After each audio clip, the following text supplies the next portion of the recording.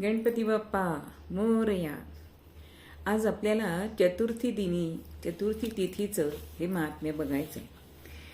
चतुर्थी ही जर मंगळवारी आली तर तिला अंगारिका असं म्हणतात आणि या दिवशी मंदिरांमध्ये गणपती अथर्वशीर्षाची आवर्तनं करतात. पण ह्याच्यामागे दांभिकता नसून त्याच्यामागे जर भाव असेल तरच आपल्याला गणराया जास्त पावतो. या चतुर्थीला जो गणरायाचं आपण पूजन करतो त्याला जास्वंदीचं फूल, दुर्वा ह्या वाहिल्या जातात.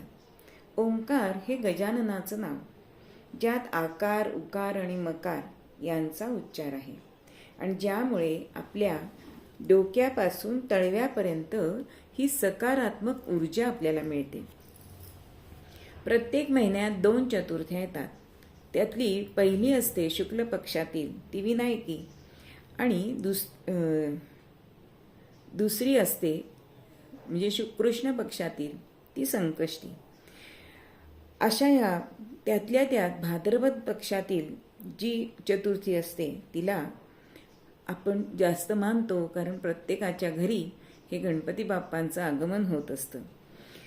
कोणाकडे 1.5 दिवस, कोणाकडे 7 दिवस, कोणाकडे 5 दिवस, तर कोणाकडे 10 दिवस हे चैतन्यमय वातावरण गणपती बाप्पामुळे होत असतं.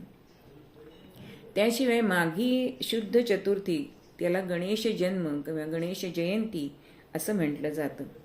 चतुर्थीचा उपवास जर सुरू करायचा असेल तर नेहमी अंगारिका चतुर्थीपासनं करावा असं म्हटलं जातं. म्हणून सगळी विघ्न दूर करणारा असा हा गणराज आणि ह्या गणरायाची ही चतुर्थी म्हणून तिला खूप महत्त्व आहे. गणपती बाप्पा मोरया.